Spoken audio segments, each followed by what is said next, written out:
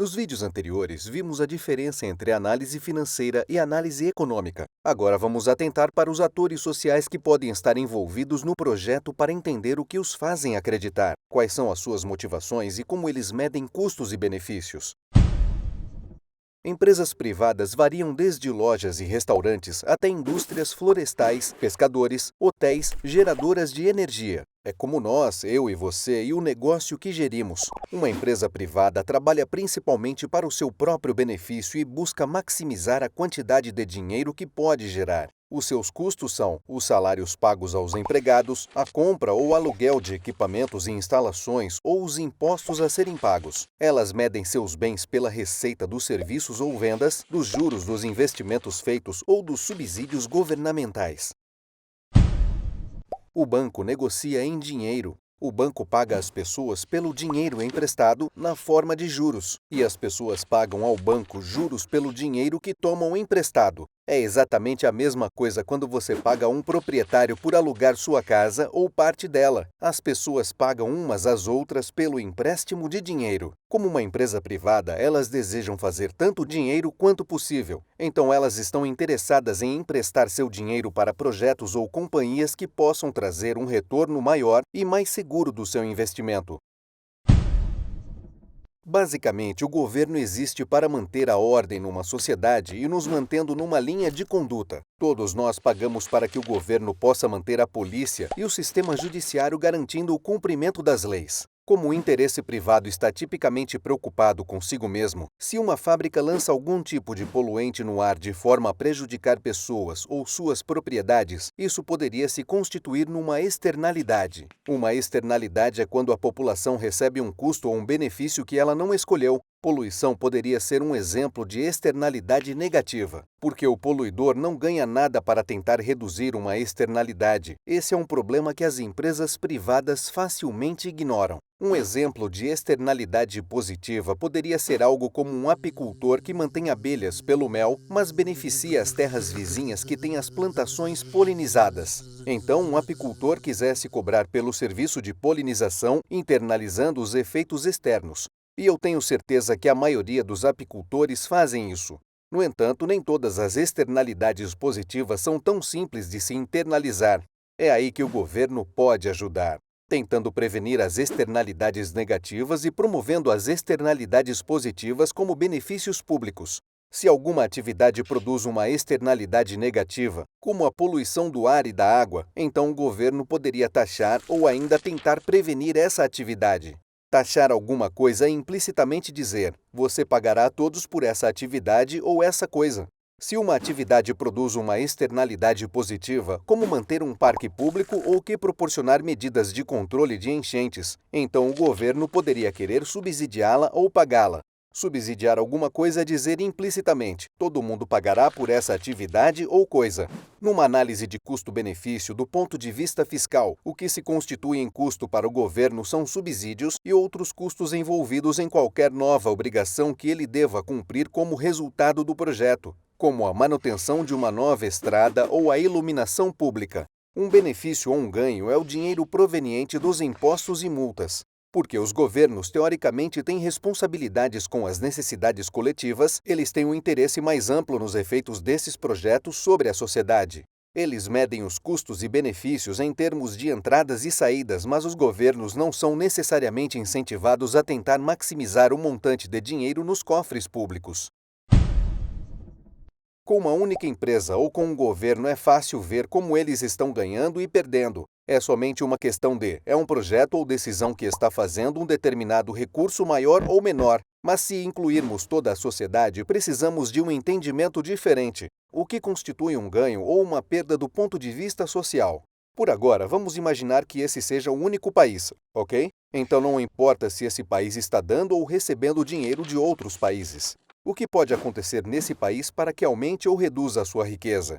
O que resulta de uma decisão ou um projeto que consome mais ou menos recursos que gera, sendo o recurso um bem ou serviço. Se uma ação gera mais recursos do que usa, pode representar um lucro líquido. Se usa mais recursos do que gera, pode representar um custo líquido. Um recurso é qualquer coisa que tem valor para a sociedade, qualquer bem ou serviço que valorizamos. A palavra sociedade aqui refere-se aos humanos, somente aos humanos. Então, extrair recursos em um país aumenta os recursos para a sociedade. Alterar recursos pode ampliar os recursos para a sociedade se a nova coisa é mais útil. Vejamos para quais interações não aumentam ou reduzem recursos para a sociedade. Tomemos a transferência de dinheiro, por exemplo, com subsídios e taxas, onde o Tesouro Público vê o subsídio como um custo porque eles estão dando dinheiro, do ponto de vista social é apenas uma transferência. Nenhum recurso está sendo usado e nenhum recurso está sendo criado. O dinheiro está apenas mudando de mãos. O mesmo acontece com os impostos, e o mesmo ocorre para financiamentos. Emprestar dinheiro não consome ou cria recursos. E quanto à transferência de recursos? Se madeireiros vendem um punhado de árvores, não é apenas uma transferência de recursos e uma transferência de dinheiro que não está realmente criando ou consumindo recursos? De alguma forma, talvez?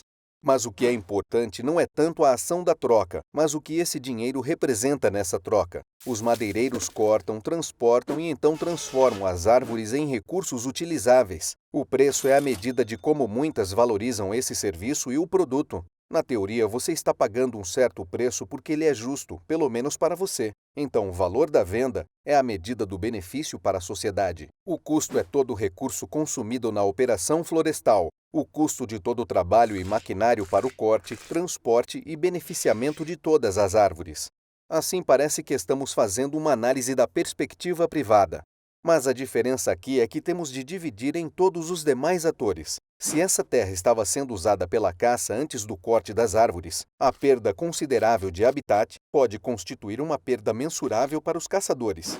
Outra coisa que temos de considerar do ponto de vista social são os bens não comercializáveis. Um recurso pode não ser comprado ou ter um preço, mas isso não significa que não tenha valor para a sociedade. Por exemplo, uma árvore úmida pode fornecer purificação da água e controle de cheias, serviços que ninguém pode comprar ou prover, mas sua perda é a perda de um benefício real para a sociedade. Esses bens são negociáveis, precisam ser observados na análise econômica. Vamos ver mais sobre como estimar esses valores em outro vídeo. Mas o que nós poderíamos fazer com tudo isso é tentar transformar em dólar o valor dos benefícios das áreas úmidas para a sociedade e compará-lo ao benefício do novo projeto para a sociedade para buscar uma medida mais precisa do custo de oportunidade da perda dessa área úmida. No final, adicionamos todos os custos econômicos e benefícios e examinamos a sociedade como se fosse uma unidade para determinar o quanto um projeto amplia ou reduz o bem-estar econômico de uma sociedade. É uma forma muito utilitária, então não é importante não esquecer que estamos observando diversas perspectivas. Um projeto pode ampliar o valor econômico total para uma sociedade, mas se isso prejudicar significativamente um grupo de pessoas, pode haver a necessidade de uma transferência adicional de fundos ou uma revisão para identificar as disparidades do projeto e tentar prevenir a discriminação. Ok, está tudo bom e tudo bem. O mercado nos dá todas as medidas para custos e benefícios? Bem, nem sempre. Existem distorções de mercado que fazem com que o preço não reflita o valor para a sociedade, por exemplo, com monopólios e oligopólios. Se alguém possui todos os diamantes do mundo e tem artificialmente segurado o estoque para aumentar o preço, isso já não representa precisamente os custos e benefícios dos diamantes para a sociedade. Lembrando, taxas e subsídios não se constituem um benefício ou um custo, mas taxas e subsídios podem elevar ou derrubar o preço dos bens e também mudar o quanto as pessoas compram. Essas distorções alteram o que o mercado pode nos dizer sobre o valor real desses bens para a sociedade. Então, ajustes deveriam ser feitos para contabilizar essas distorções. Análises econômicas não usam um preço de financiamento ou um preço de mercado como uma avaliação privada para uma análise fiscal. A análise econômica usa algo chamado preço sombra. O preço se assemelha ao preço de mercado, mas representam algo diferente, então não são sempre os mesmos. Os preços sombra aproximam o custo subjacente de produção dos bens e quanto os consumidores realmente os desejam. Quando realizamos a análise de custo-benefício, usualmente se usamos fatores de conversão para bens ou toda a indústria, como uma forma rápida e fácil de transformar os preços de financiamento em preço sombra.